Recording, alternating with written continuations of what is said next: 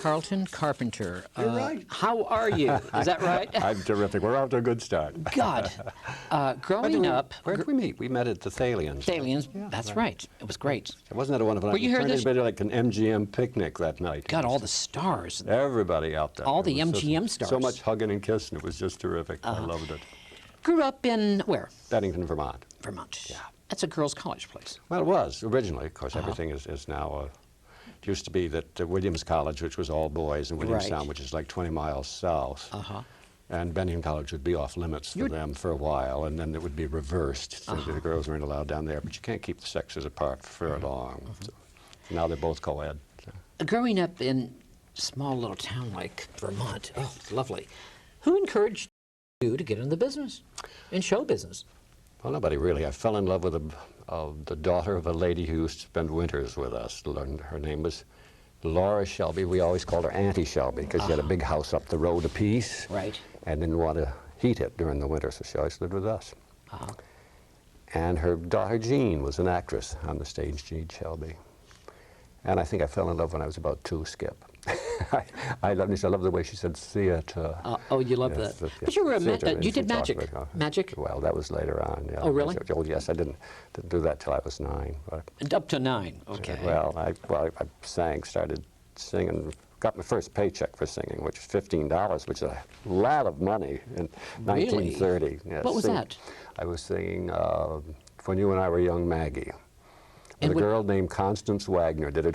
Then Debbie and I did it 20 years later. Later, after. Yeah, you know, when she put the other thing in, take a favorite, then you flavor it with just an order to a blue harmony. It goes with I wonder today. You know, it was a double thing. And it was covered by Crosby and his son and a whole mess of other people. So it was fun.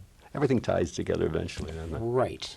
But then what happened, Carleton? You came to, you were in New York for a while. Oh, yeah. Doing I did a lot 2 of Broadway shows shows before I got out of high school. 2 of them. Which was the first? Bright Boy, which was also David Merrick's first show. And then Career Angel. Right. And then I went up and got my high school diploma. We closed on a Saturday night at the National Theater in New York. I went up just in time for baccalaureate service and then did the whole week. What was the $50 a week? That was something about $50. Of course, boy. Or something like that? There was something like that? Well, equity minimum was $57.50 to begin with. Oh, well, I had gone to New York before. Right. Before I went. And, I had no idea how to get a job. I just wanted to work in the theater. Right. So I went from stage door to stage door in the afternoon, you know, with old gentlemen, older parties, which I am now one of, would be sitting there. You look good. And I thank, bless your heart, you so do. Said, and I asked him, said, is there a part in the show? And they'd look at me like I was, you know, from Mars, of course. But like, I think it was the 3rd day, that was a Wednesday, and I was at the Winter Garden backstage, and there was a lot of activity going on there. There was somebody with a clipboard. And I said, is there a part in the show? You kid? He said, you're 10 minutes too late, which apparently one of the chorus kids had they were replacing some. He said, you should see so-and-so. And he gave me a name. I wish I could remember, Skip. But it was at the Broadway Theater, and there was a Schubert production of Revival again, of The Chocolate Soldier. And they were getting ready to go on the road. Well, I raced over there, and I had a name to ask for, and I asked him. He was an assistant stage manager, I guess. And he said, well, he said, yes, we are going on the road, and they probably will need some replacements. And he said, but you'll have to get in touch with Mr. audition for Mr. Simmons, who was worked for the Schuberts. Right. And he called up from the backstage phone for me, and I made an appointment for me for the next morning. And I went up, and the Schubert offices were in the Schubert Theater then. There was and I suppose the elevator's still there and stuff, which is up on the top. There was an old grand piano. And this grand old man who was there, and I sang scales and stuff. But this was, I was in my junior year. Had just started senior year. How tall were you then, at that time, Carleton? Oh, probably almost as tall as I am now. I'm 6'3". Really? So, yeah. God, you're tall. Very. And, well, you're rather I was made in Japan. I was made in Japan. You were made in Japan. All right, yes. And I loved you in The Wizard of Oz, too. Munchkin, yeah, I was one of the Munchkin. Anyway, I sang, and he said, well, that's, you know, that's terrific. And come in tomorrow and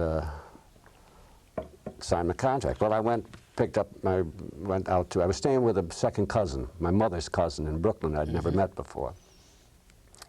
And I called Walter Wood, who was the principal at Bennington High School, where I was going. And I had enough credits to graduate, but except for senior English. And so I said, now, Mr. Wood, I said, I've got in New York, and I've got a show, and we're going on the road, and I can't, so there's no place I can go to night school, but I've got to get a high school diploma because it's important. My mother never got one because she was the oldest of 11 kids. Right. And my dad did. My dad had a high school diploma. But I said, but Miss Bonham, I know Eupha Bonham was the English teacher's name. And I said, well, see, I know Miss Bonham would let me send in my essays or whatever I did because I was editor of the school paper and all that stuff. I loved the English stuff. And maybe I could send that in by mail when I was doing this and get till I have enough credits.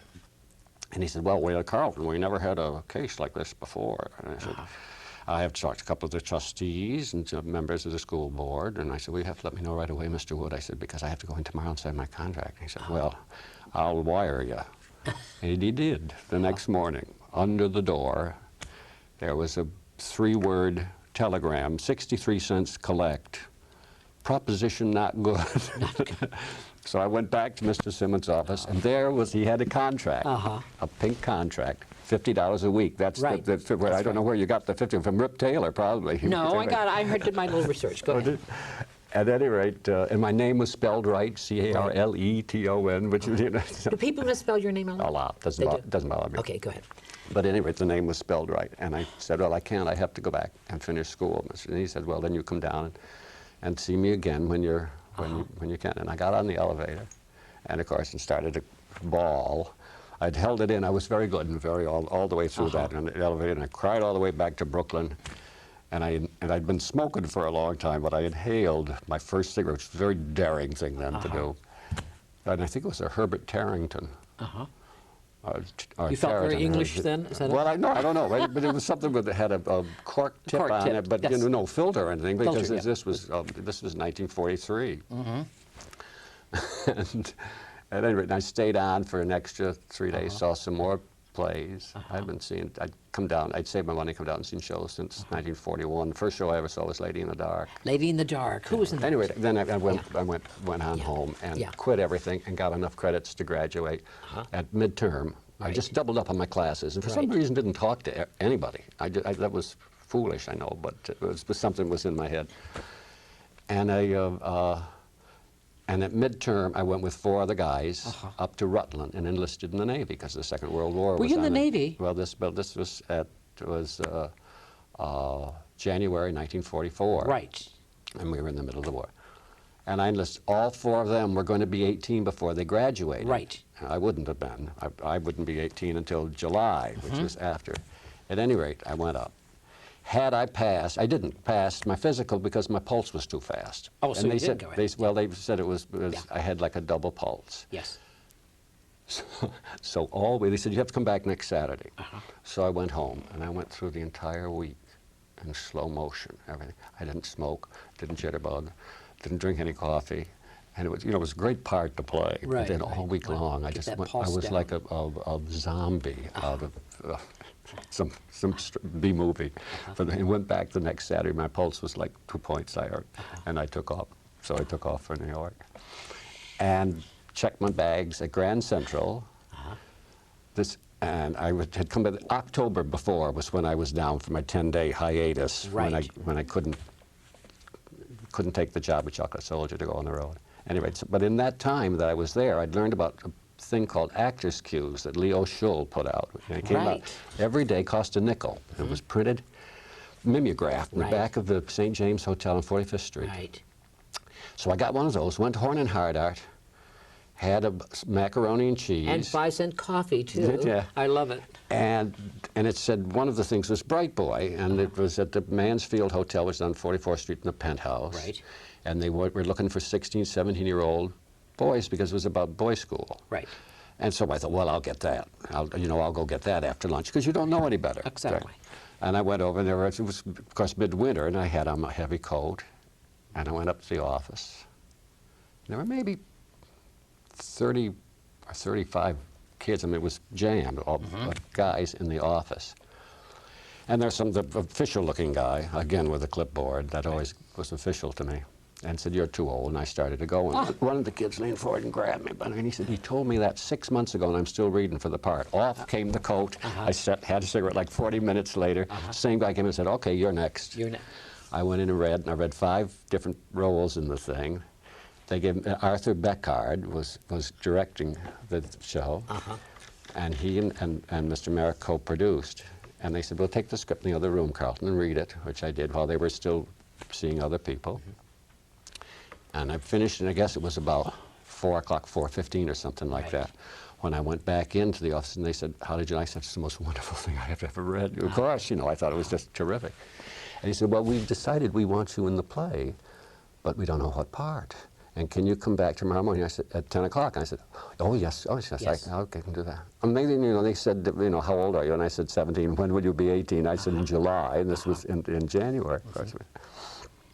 And so I left Mansfield Hotel, which is on 44th, right near Grand Central. Went over, got my bags out of the locker where I'd put them into, got on the D train, E-train I guess it was, went out to my cousin's place again in Brooklyn. And he was just coming home. He worked for the Army or something on one of the islands, Paris Island or something like that. No, that isn't it. I've forgotten. Where he worked for something for the Army Surplus Reserve or something like that. And he said, "Oh, you're back, Carleton, are you?" And I said, "Yes, I think I have a Broadway show." And he said, "Oh, well, that's nice." And He wasn't excited. He just said, "That's nice." "Oh, that's Yes, nice." okay. And I went back in the next morning at 10:15. And the first words out of Mr. Beckard's mouth was, "This kills me, and so help me God, this is true, Skip." And he looked across his desk at me. He said, "Carleton," he said, "what part did you see yourself in?" And I said, "Shake," which was the nickname for the character. His name was Titman in the thing, but it was for Shakespeare. And he was described as a tall, blonde, lanky 17-year-old kid who wants to be an actor, was also the second comedy lead. Right. I had something like 56 sides in the play. You know, those are the things with a few words, and then ... and then you never got a script in the old days. 50 and then some. your lines, and you never knew who that was saying that other line either. And he said, "So do I," and I signed my contract. It was $57.50 a week then for equity money. But MGM, when did you come out to MGM? Because you went to school here at MGM, didn't you? Go to school at MGM? They put you under contract? Yeah, well, I was when under did that contract, happen? but the When did that contract happen? I signed How with did that happen for you, Carleton? the contract I signed with MGM was the 5th movie contract I'd been offered, and they didn't sign. Well, I didn't care anything about coming. I love movies, but You didn't care to come out to Hollywood? Who brought you to Hollywood anyway? Well, What was the first film that brought you to Hollywood? Lost Boundaries. Lost Boundaries. Who was in that? Beatrice Pearson. It was Mel Ferrer's first movie, and it was a true story about a Negro family. That's a dramatic role. Very dramatic role. Yeah. And from Keene, New Hampshire, and it's a true story. And Louis de Rochemont did it. You know, who had yes, one right. did 3 little wonderful words. stuff. Come on, tell me about 3 little words. Let me tell you about this okay, first. go ahead. And they passed for white for 20 years. Right. And I played the boyfriend of the daughter in this thing. I had a rather small part, but I wrote a song for the movie. You did write And a the song? movie ran for 11 months at the Astor Theater in New York and was a huge success. Won the Cannes Award, which I didn't even know what that was. But that was Immediately, 20th Fox came out with Pinky. After that, Home of the Brave, which was an Arthur Lawrence play about a Negro soldier, about a Jewish soldier, and they changed that to a Negro soldier that Jimmy Edwards played then in the film. It was a big, hot breakthrough in film. So it's much better to have a small part in a huge hit than to star in a bomb out of it. I'm sorry, I ramble on. 3 little words, come on, 3 little words. We have a lot to talk about because I want to get into it. 3 little words, tell me, but that's with Judy Garland, is it? Who was that? No, 3 little words. Debbie and I just Debbie Reynolds. We just did one number, and neither one of us said a word. She mugged to Helen Kane singing Boo Boop A Doop, and I just mugged. Boo Boop Doop, yeah. And how about Summer Stock with Judy Garland? Summer Stock was the first thing they put me on. That was the first movie they put me into. MGM did. Yeah. And then you I signed in New York. They signed me in New York, and it was the 5th contract that I had. And it's only because I hated myself when I saw Lost Boundaries. I thought my mouth looked like Donald Duck, and I just, you know, you never have any idea how you sound on radio or what you look like on the screen. 2 Weeks with Love. That's... You really jump fast, don't you? I want to jump. Come on, because You're we like have a lot to Woodland talk about. Kids. 2 Weeks with Love with Debbie Reynolds. That's why I was signed at the studio. It was originally called The Tender Hours. Right. And Melba, who was the part that Debbie played originally, Right. was going to be a little chubby sister of Jane Powell in the movie. Right. But they loved the way that Debbie and I looked together. Abba dabba dabba. Well, they loved the way we looked together in Three Little Words, doing the one number. So then Debbie was put under contract and got Melba. Through that. Through that one thing Right. that we did together. I had been signed primarily to do the Tender Hours from Lost Boundaries. So it was... Abba dabba dabba. What does that all mean? Rip Taylor wanted me to ask you, what does abba dabba dabba mean? Well, it means it's sold now about It meant 12 million records or something like that. Which is sort of, and I love it. People say, aren't you sick of that? People coming up and saying, abba dabba. Abba I said, dabba. Not at all, I love it. It's nice to have something somebody remembers you by. I saw you in Chicago, Illinois, at the Oriental Theater. Did you? With Debbie Yeah. and you doing We did. pushing the movie and the song. Oh, I was in the movie You were too. in the yes. Vengeance Valley. I That's- was don't in the you- movie too. Yes. Yeah, Don't I you forgot. remember? Sure, I I remember, saw yeah. that film. I Yes, saw we that. did 6 shows a day. That from theater, from Oriental, America. was a great I theater. know it's not there anymore. I know, it's a great theater, and I saw you. Chicago's still there, I was across the street. Right. And Dick Chamberlain's going to be playing there in My around the Fair corner, Lady. yeah, from Oriental, right. Yeah, right. I saw you there, and I was a comic, just a little comedian at the time, and I wanted to see Abba Dabba Dabba with Carleton and Debbie. And you Well, guys we were used great. it as a throwaway. We used it when we came on. We came Right. on singing Abba Dabba. Yes, I know we you opened did. with that. I know you did, yeah. And but it was a good vaudeville turn because we never mentioned Hollywood. We never That's right, said you did. anything. We came on singing Sang right and away. dancing, And that's and 18 minutes later we went off singing and dancing and sweating.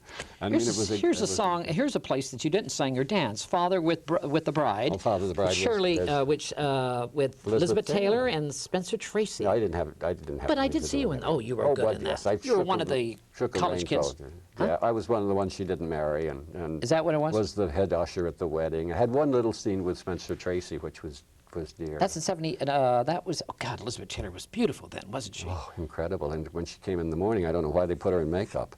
With just Really? these lavender eyes and this wonderful skin. She was the most gorgeous thing you ever saw. Uh-huh. And loved to jitterbug. So all the Did- time when we were So playing, you used to jitterbug with her? Yeah. She used to, she was in love with Glenn Davis or somebody, a football player. That's at- right. At that juncture. I think she was like At that- 16 or 17, that time something she like was, that. huh? Yeah. That was fun. But her true love was really Mike Todd, don't you think? I don't know. You- I you would know- suppose that was much later. She married Nicky Hilton. Uh-huh. Carleton, you must have had a great experience at MGM. Looking did. I back had at one those with them. in the 50s. Come on, MGM, Metro-Goldwyn-Mayer. it was wonderful. I mean, it must have been a marriage that was. Look at all those great stars: Jane Powell. You know, it's funny. Come on, you know, let's- I'm doing Crazy for You now. Right, you at the Schubert Theater, right. Now I want to tell you something about this. Right. That you saw opening night. I thought it was great. Now see if you don't believe me, because I've told the kids in this show. I said if the old star system, the old studio system. That's what I'm asking. Yeah. Were still in effect, you know, with Fox and MGM and Columbia Right. and Paramount and Universal, all these. Every single one of those kids in this show at Crazy for You at the Schubert now would have been under contract the day after we opened. Now, don't you believe me? Yes, they were. They are all Talented. not only gorgeous, but they're wonderful singers, wonderful, and they're all actors. You know, they all have parts. Is that what they play. that was the It's star just- quality was all about in the MGM days? That type of talent they were looking Oh, for. of course, yeah. This is- and then every single one of these kids, they're just, it's an incredible cast. And Karen Ziemba and Jimmy Brennan, who are the leads, are like, it's like a love match. People have seen it in New York and they'll say, it's the same show, but it's completely different. Because there's such love. There was a lady from Louisville over this past weekend that said there is so much love and joy on that stage that if the audience can't feel that and respond, they've got to be made out of wood or something like that. And there is. We just love one another, and it's. Was that the also way so- with MGM Studios when you were there all together? Jane Powell, Debbie, and all you Oh, guys sure. on set? Yeah, we had fun. It was different with the studio. There was a difference between working at the studio and working, for instance, with Louis DeRochemont. I did another film with him called Crystal at Eaton Falls. Right. The first time I worked with Lost Boundaries, and I think I made I was making $400 a week or something like that. Then when I was under contract and he had to borrow me, of course that's how MGM made their money, then they loaned me out for $10,000 a week. And I'm still making my $450 a week yeah, right. from Metro. But that's, they did Troy Donahue gets how they upset make their when he money. thinks about the days they sent him out when he was under contract at Universal's or Warner Brothers, I think he was. And Jack Warner was making all the money, and poor Troy wasn't making any money. Yeah, well, that's but you know that happens. It never bothered me. Well, what are you going to do with money anyway? What stands out in your mind as struggling as a child or working in at MGM? You never struggled. Skip, I have lived my entire life. My birthday was last Saturday. You're Gemini, I don't know like when me. this is going I'm to a Gemini too. You're July 1. June 6th. Oh, you're June 6th. June I'm 6th. July 10. You're a Cancer then. Yeah. Yeah, okay. And I was 67, and I've been working since I was 4. Carleton, you're sitting there telling me you're 67. Well, no, actually I'm 22. But Ooh. And in my head I'm about 17. And you dance still. Yeah, I do. Those legs of yours, you're moving Susan on stage. Stillman added all that stuff in that isn't in the New York show. There's a whole, all of the stuff between the father and daughter, so there's this warm, wonderful relationship between them. You've worked with the best. I feel like the Pajama Game. The old song that I can hardly wait to get to work at 8. Nothing's quite as nice as, this old Gershwin show. You, Hello Dolly, come on, you've worked with the best. Carol Channing, I can go down. I started with Mary Martin. Mary Martin? Mary Martin, yeah. Is that the one you started? Yeah. She's great. What kind of lady was she? She was incredible. And right there on stage with you every second. Didn't care whether you're behind you guys us to the you must have audience learned or a lot from these stars working with. Oh, sure. Carleton, looking back, really. Yeah.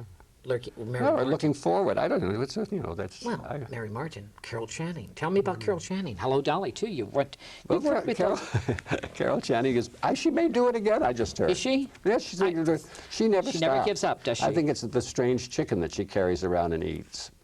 She has a very peculiar diet. What's your philosophy in life, Carleton? I've lived my entire life like a 20th Century Fox musical movie with Alice Faye, who I'm still in love with. I am too. Hello, Dolly.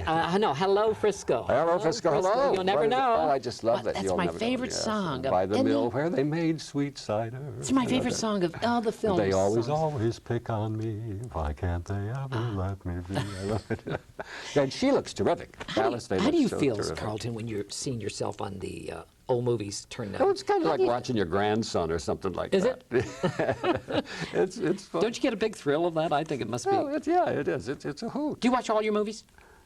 I guess I've seen them all. I don't know. I do not sit at home watching my movies because I'm working all the time. Can you share an experience at MGM on the lot? Something kooky or something great you must have kept in your mind that really stuck in your mind? No, I couldn't pick any one thing out. There was maybe the very first time that I arrived at the studio.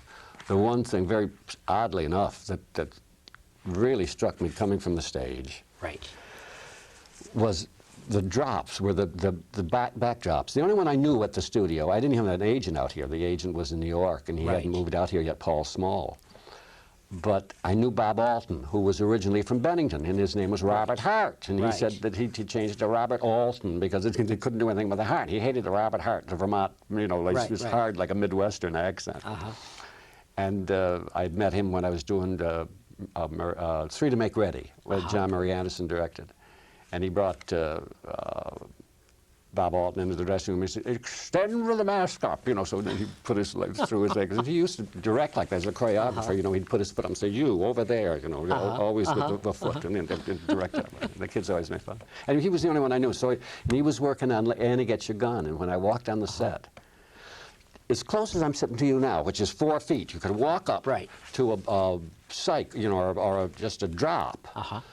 And the detail, the painting, and the perspective was so incredible. The craftsmanship of the people that worked at at the studios then, that you could walk right into the thing, so you could put a camera on it and think you were looking out over the Grand Canyon or what. I mean, that was the first thing that hit. It was just, I was in awe. I walked around with my jaw slack for Hollywood has lost its glamour and its. I guess. But Debbie has done.